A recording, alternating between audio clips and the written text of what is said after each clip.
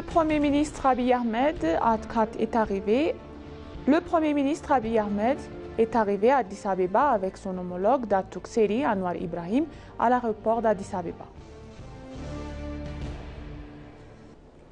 Le vice-premier ministre Tamaskan Teruna s'est rendu dans la ville de Samara, dans l'état régional d'Afar.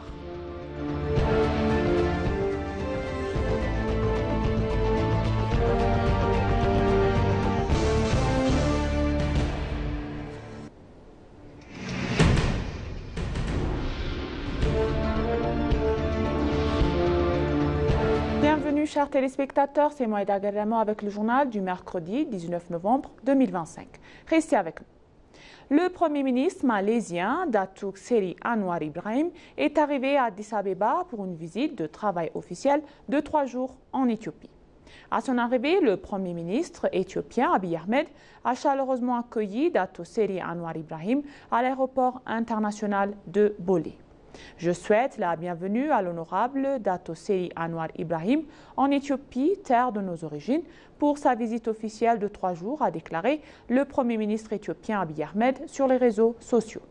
Il a ajouté « Votre présence témoigne de l'amitié et de la solidarité croissante entre l'Éthiopie et la Malaisie et elle intervient à un moment crucial pour notre nation. »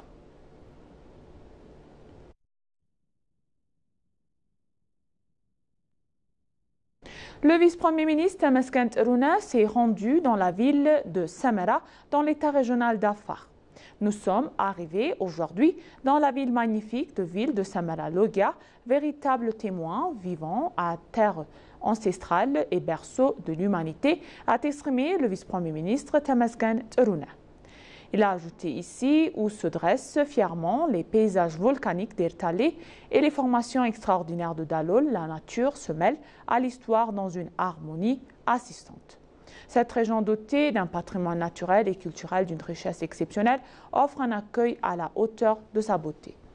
Je tiens à exprimer ma profonde gratitude au chef de l'État régional d'Afar, aux dirigeants régionaux, aux chefs religieux, aux anciens et aux habitants de la ville de Samara pour leurs accueils chaleureux, a-t-il adressé, saluant la mobilisation et l'hospitalité exemplaire de la communauté locale.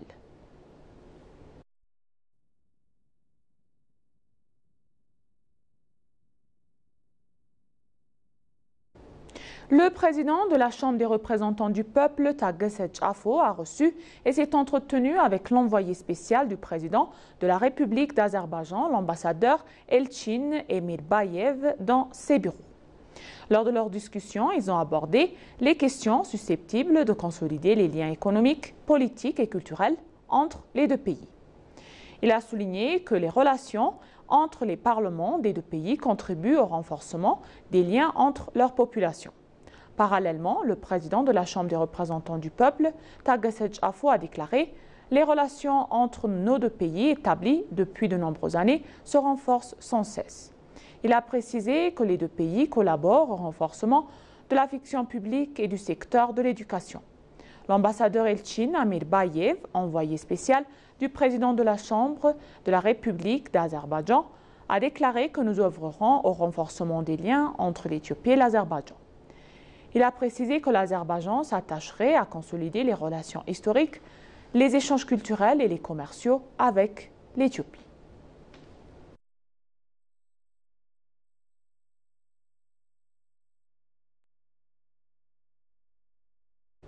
Le ministre des Affaires étrangères Gédéon Timotheos a rencontré hier matin à son bureau les membres de la Commission de consolidation de la paix des Nations Unies. Cette rencontre a permis un échange de vues, de travaux avec la Commission de consolidation de la paix des Nations Unies et sa collaboration avec le Conseil de paix et de sécurité de l'Union africaine. À l'occasion, le ministre Gédéon a félicité les membres de la Commission pour leur capacité à naviguer dans un contexte géopolitique complexe dans le cadre de la mise en œuvre de son mandat qui vise à soutenir le pays sortant d'un conflit. Il a souligné que des institutions fortes, une gouvernance efficace, un engagement national et une coopération internationale en faveur du développement durable sont essentiels à une paix et une sécurité durables. Il a également insisté sur l'importance de la jeunesse et sa contribution à la paix. M. Gédéon a souligné le partenariat de longue date de l'Éthiopie avec les Nations Unies, réaffirmant l'engagement constant de son pays à explorer toutes les voies de coopération en faveur de la paix. Il a salué le leadership de M. Riklef Butin, le représentant permanent de l'Allemagne auprès de l'ONU et président de la Commission de consolidation de la paix des Nations Unies, et M. Ekitela Lokale, le représentant permanent du Kenya auprès de l'ONU pour le travail au sein du CCNU-PU.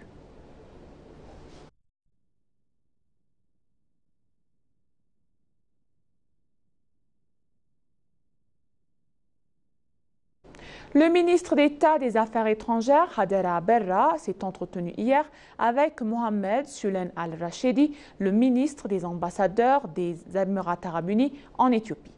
Le ministre d'État a souligné le partenariat solide et de longue date qui unit l'Éthiopie et les Émirats arabes unis, notant l'étroite coopération entre les deux pays dans les nombreux secteurs.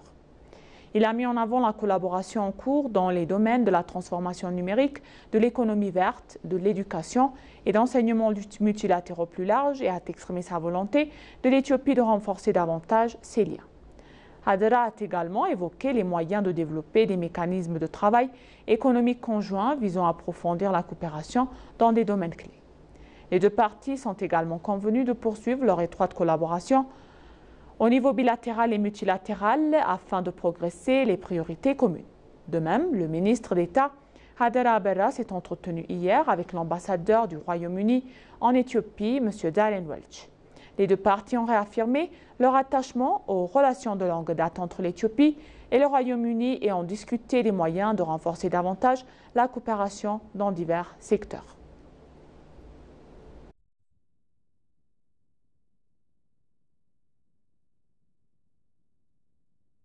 Dans un autre domaine donc, le forum d'affaires Éthiopie et Arabie Saoudite s'est tenu hier à l'hôtel de Marriott d'Addis Abeba. Le forum a réuni de hauts fonctionnaires, des responsables, des diplomates, des chefs d'entreprise, des pays afin d'explorer des nouvelles perspectives commerciales et d'investissement. Le ministre d'État au commerce et à l'intégration régionale, Abdul Hamid Moulou, a déclaré que malgré les opportunités, la coopération économique actuelle reste en delà et en plein potentiel. Il a souligné que le Conseil d'affaires éthio-saoudien récemment créé et les forums de ce type jouent un rôle pragmatique en facilitant les échanges en entreprise, en révélant des opportunités insoupçonnées et en renforçant le partenariat existant.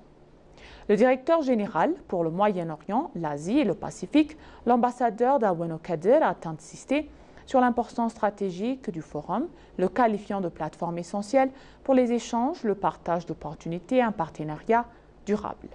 Sali El Mokbil, le chargé d'affaires de l'ambassade d'Arabie Saoudite à Addis Abeba, a souhaité la bienvenue aux participants et a remercié les parties prenantes des deux pays qui ont coordonné l'événement.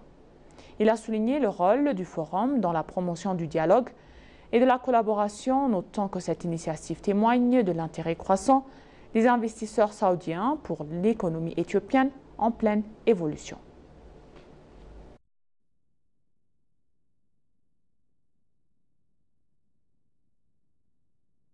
Les États membres de la Commission économique des Nations Unies pour l'Afrique mettent en œuvre des réformes et construisent des systèmes régionaux qui incarnent une vision commune dans une Afrique résiliente, intégrée et tournée vers l'avenir, a déclaré hier le secrétaire exécutif Claver Gatete.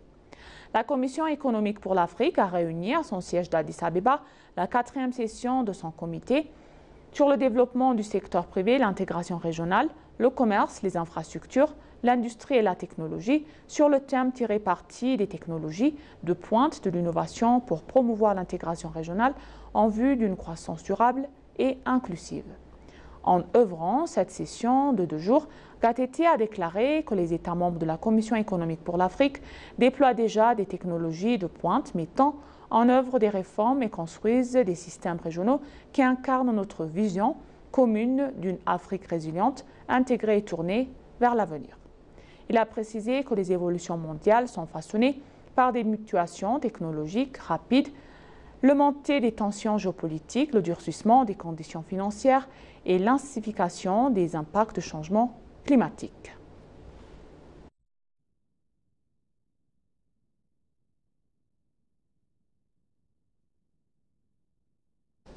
Pour conclure le journal donc, l'Institut de transformation agricole, en collaboration avec le ministère de l'Agriculture, a lancé la deuxième phase du programme des groupements de commercialisation agricole qui bénéficie aujourd'hui à plus de 6,5 millions d'agriculteurs. Intitulé « Commercialisation agricole par des innovations climato-intelligentes et inclusives », l'événement a réuni de responsables gouvernementaux, des ambassadeurs, des partenaires au développement, des représentants du secteur privé et des agriculteurs.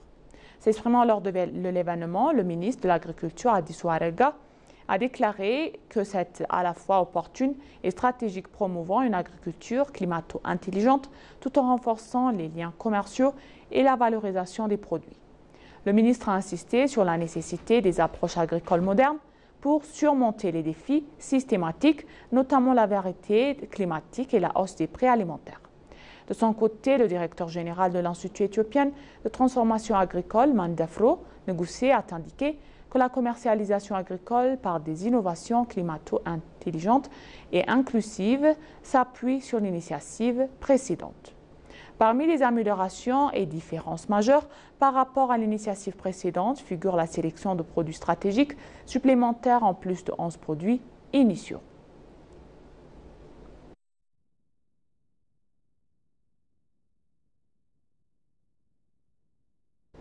Et maintenant, chers téléspectateurs, je vous rappelle les titres principaux. Le Premier ministre malaisien Datuk Seri Anwar Ibrahim est arrivé à Addis Abeba pour une visite de travail officielle de 3 jours en Éthiopie.